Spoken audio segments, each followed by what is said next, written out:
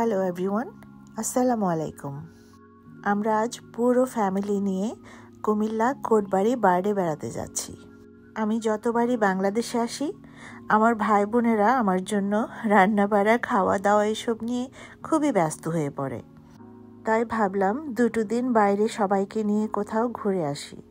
At least দুটো দিনের জন্য হলেও রান্নাবাড়া করতে হবে না, কোনো কাজকর্ম করতে হবে না, শুধু ঘুমাবো, খাবো আর গল্প করবো। সেই উদ্দেশ্যে এখানে আসা। কুমিল্লার এই কোটবাড়ি বার্ডের নাম বাংলাদেশে মোটামুটি ভালোভাবেই পরিচিত। আর সে আমাদের সময় পিকনিক স্পটের 1 নম্বরই ছিল কোটবাড়ি। আর কয়েকটা জায়গা ছিল, যেমন ময়নামতি, সিলেটের জাফলং, আর বাজেট একটু বেশি হলে কক্সবাজার। অল্প বাজেটে সবচেয়ে সুন্দর জায়গা ছিল এটি।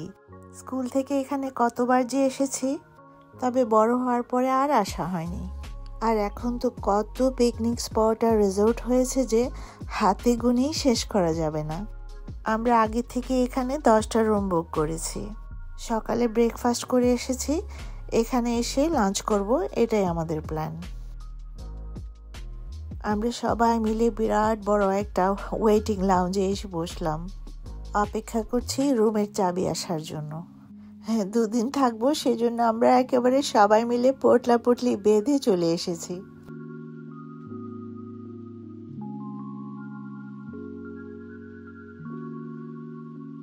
রুমের চাবি পাওয়া মাত্রই আমরা চলে এলাম উপরে। বিশাল বড় পরিপাটি করে সাজানো একটা রুম। চারিদিকে কি সুন্দর খোলামেলা আলো বাতাস, খুবই ভালো লাগছিল। শহরের কোলাহল থেকে দূরে নিরিবিলি সুন্দর একটা জায়গা, কার না ভালো লাগবে। আর আমরা সবাই যে যার মতো রুমে এসে পোটলাপুটলি সব রেখে একটু ফ্রেশ হয়ে তারপর চললাম লাঞ্চ করতে।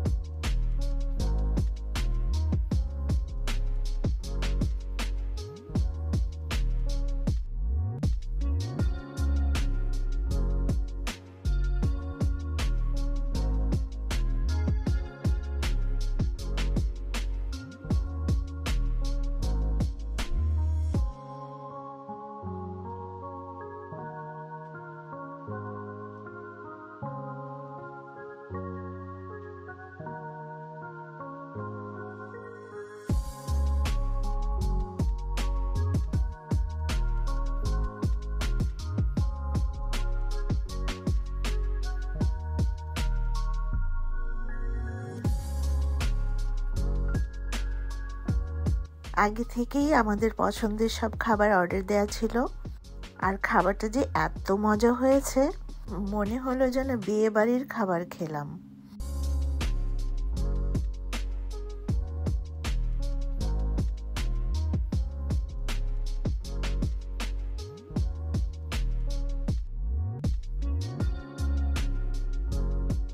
খাওয়া দাওয়া শেষ করে এসে যে যার রুম থেকে এসে আমরা সবাই এক রুমে চলে এলাম।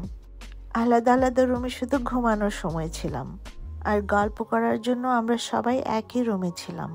আমার মনে হলো যেন গল্প করার জন্য যদি আমরা সবাই বিরাট বড় একটা রুম নিয়ে সবাই একসঙ্গে বসে গল্প করতাম, ঘুমাতাম, তাহলে বোধহয় আরও বেশি মজা হতো। একটুখানি বিশ্রাম নিয়ে আমরা সবাই বাইরে চলে এলাম। এত সুন্দর দৃশ্য বাইরে, ঘরে বসে থাকি কি করে। তো সবাই মিলে এক মাথা ধরে হাঁটতে শুরু করলাম। কত সুন্দর নিরিবিলি, কোনো একটা গাড়ি নেই, গাড়ির শব্দ নেই। আমরা শহরের মাঝে থেকেও মনে হচ্ছে যেন অনেক দূরে কোথাও। সবাই মিলে প্রকৃতি দেখতে দেখতে হাঁটছিলাম। আসলে প্রতিটি মানুষেরই কিছুদিন পর পর এরকম একটা ব্রেক নেওয়া উচিত। জীবনে কাজ, কর্ম, সুখ দুঃখ এসব তো থাকবেই। এসব একঘেয়েমি জীবন থেকে 2-3টা দিনের জন্য হলেও বাইরে কোথাও ঘুরে আসা উচিত। একেবারে পয়সা খরচ করে রিসোর্টে যে যেতে হবে এমন কিন্তু নয়। বাবার বাড়ি যাওয়া যেতে পারে, ভাইয়ের বাড়ি যাওয়া যেতে পারে, কিংবা যাওয়া যেতে পারে কোনো বন্ধুর বাড়ি। ফোন অনেকক্ষণ ধরে ইউজ করলে যেমন গরম হয়ে যায়, তারপর এটাকে ঠান্ডা হতে দিতে হয়, ঠিক মানুষের শরীরটাও সেরকম।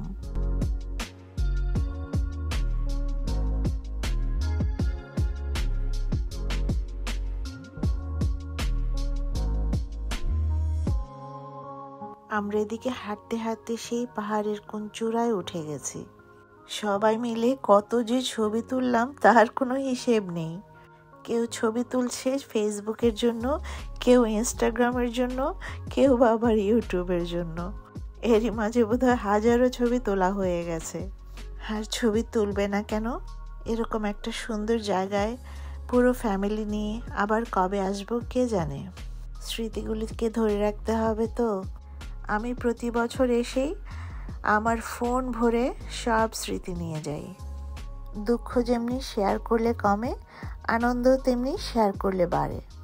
তাই আমি এবার বাংলাদেশে এসে আমার প্রত্যেকটা আনন্দের মুহূর্তগুলো ভিডিও করে রেখেছি, যেন আমি আমার ইউটিউব বন্ধুদের সঙ্গে শেয়ার করতে পারি। Huh, mommy? What did you say? Are we taking videos of each other?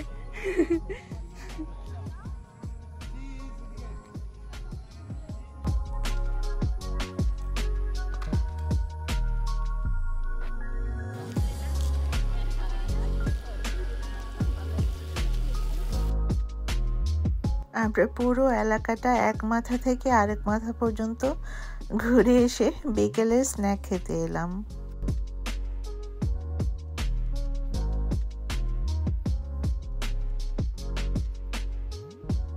Dinner শেষ করে রাতের বেলা রুমে বসে আমরা ছোটবেলার একটা ভিডিও দেখছিলাম, খুব এনজয় করছিলাম। সকালে উঠেই আমরা দেখতে যাব গোল্ডেন টেম্পল। সকালবেলা উঠে বেশ মজার ব্রেকফাস্ট করলাম। পরোটা, ছোলার ডাল, ভাজি, ডিম ভাজি, আর সেই সঙ্গে সুজির হালুয়া।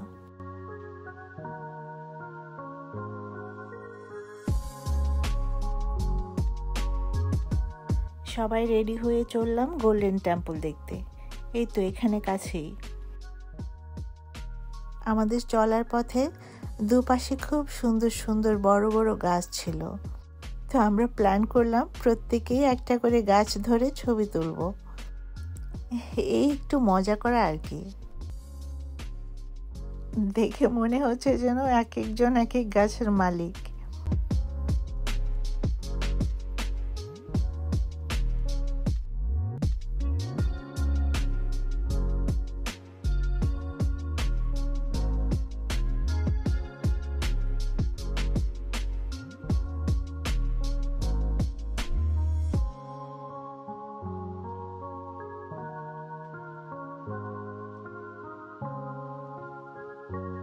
আমার মেয়ে দিকে রাস্তায় বিড়াল দেখে সেই বিড়ালের সঙ্গেই বন্ধুত্ব পাতিয়ে বসেছে।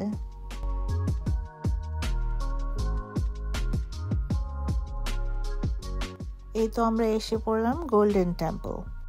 এটাকে আবার বৌদ্ধ মন্দিরও বলা হয়। ঢোকার সময় আমাদেরকে টিকিট করে ঢুকতে হয়েছে, আর সবার জুতা স্যান্ডেল খুলে জমা দিতে হয়েছে। আমরা সবাই খালি পায়ে হাঁটছিলাম। জায়গাটা খুবই সুন্দর, শান্ত মনোরম একটা পরিবেশ, চারদিকে বাগান করা। আর টেম্পলটা দেখতে মনে হচ্ছিল ছোটবেলার সেই রূপকথার রাজার বাড়ির মতো। মনে হচ্ছিল যেন এখনই কোনো এক পাহারাদার এসে বলবে, রাজা রানী ঘুমোচ্ছে, তোমরা কেউ গন্ডগোল করবে না। ভাগ্যিস সেরকম কিছু ছিল না। এই টেম্পলটার দুদিক থেকেই বড় দুটো সোনার ড্রাগন ঘেরা এন্ট্রান্স। আমরা আর দেরি না করে উঠে পড়লাম। এরপর আর কি, একের পর এক শুরু হলো ফটো সেশন। হাজারো ছবি তোলা হলো। আমরা ঘুরে ঘুরে প্রতিটি আনাচে কানাচে দেখলাম, খুবই এনজয় করলাম।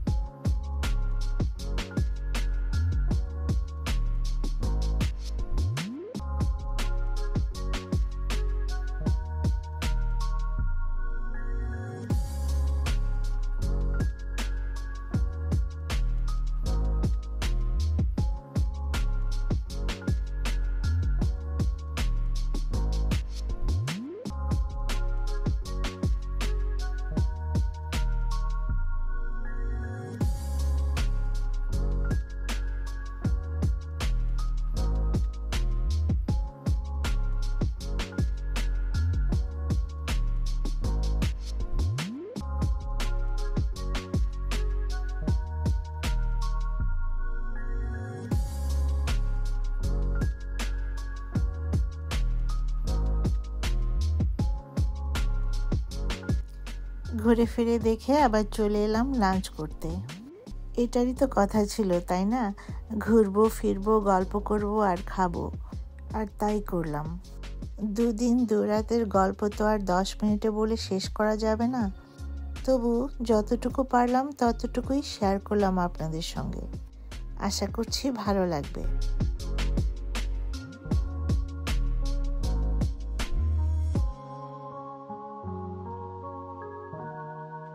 খাওয়া দাওয়া শেষ করে এরই মাঝে বাচ্চারা আবার একটু সুইমিং পুলেও নেমেছিল। আনন্দের আর কোনো অংশই বাদ ছিল না। এভাবেই 2 দিন যে কিভাবে কেটে গেল টেরই পেলাম না। আজ তাহলে এখানেই শেষ করছি। আবারও দেখা হবে খুবই তাড়াতাড়ি। সে পর্যন্ত সবাই ভালো থাকুন, সুস্থ থাকুন। আল্লাহ হাফিজ, বাই।